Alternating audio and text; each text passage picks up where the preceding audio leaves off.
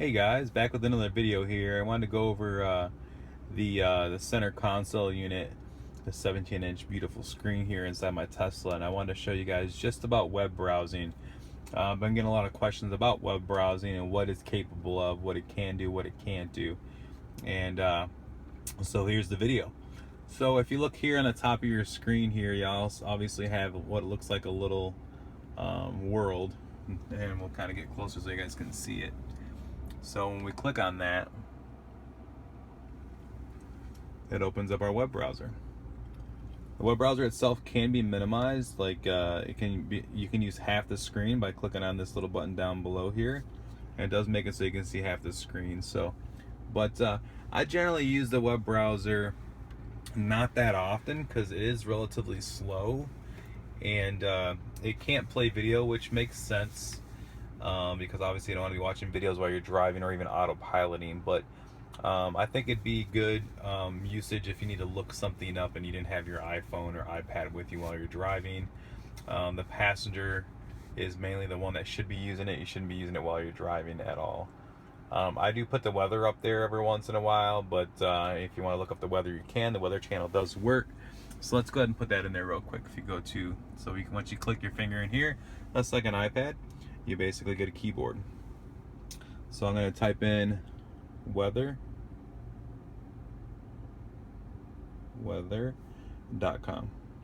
Boom.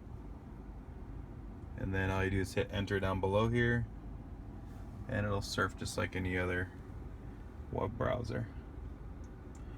There is no flash built into here. You're not going to be playing videos on here whatsoever. Spotify and all those music services, Pandora, will not work properly in here either because they need Adobe. I'm not sure what they're going to allow with the new update, like Tesla update version 8. I'm not sure what they're going to allow, but I imagine it would be kind of neat if they would allow video playback when the car is stopped.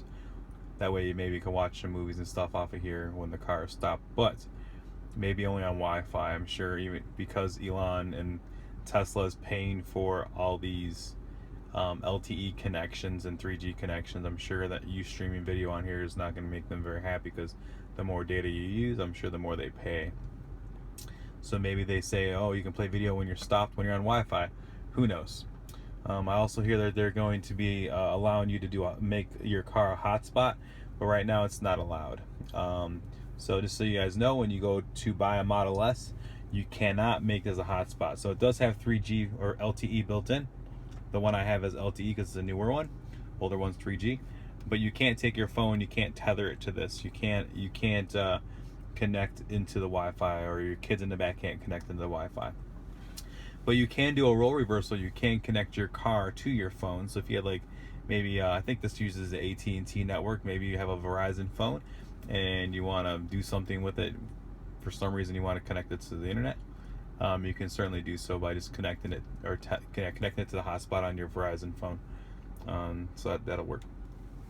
So here you go. This is weather.com, and you can actually, search for your local area. Again, every time you do click in an area that requires typing, it will come up. So I'll select my area and hit enter.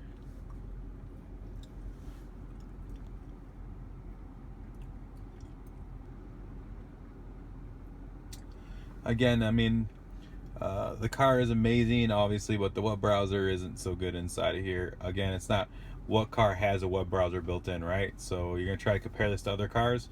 No other car has a web browser as far as I know. Maybe correct me down in the comments down below.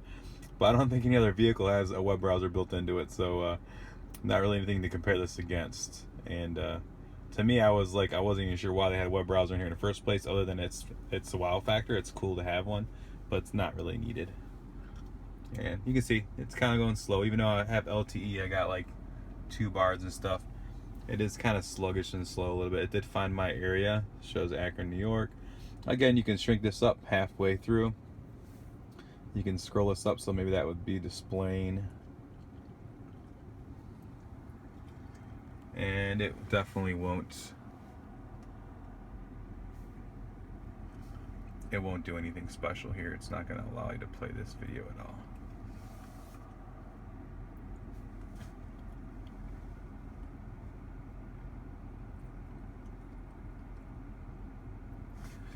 Most of the internet nowadays is moving away from Adobe Flash, and Java is not, Java is being used here and there for some animation and stuff like that, but HTML5 is something that's coming along pretty steadily. People are using that now for video and stuff like that. So you might see HTML5 maybe in the next update, version 8.0 in this, but I don't think there should be video playing in the car. What do you guys think? Leave comments down below on what you guys think about video playing in the web browser, because I don't really think it's a good idea at all. Let's see if this will play. It shouldn't play.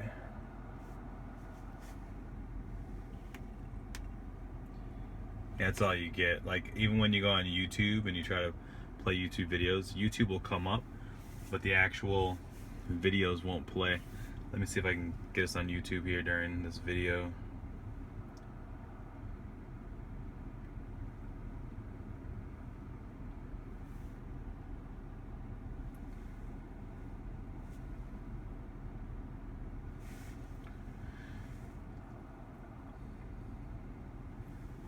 Again, very slow. There you go. Bunch of YouTube videos.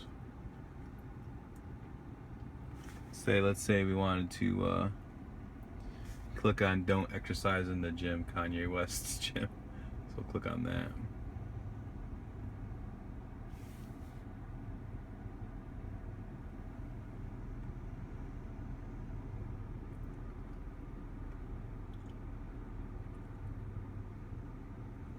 Yeah, it's not even letting me click on these for it to come through. It's not doing anything special. So there you have it. That's the web browser.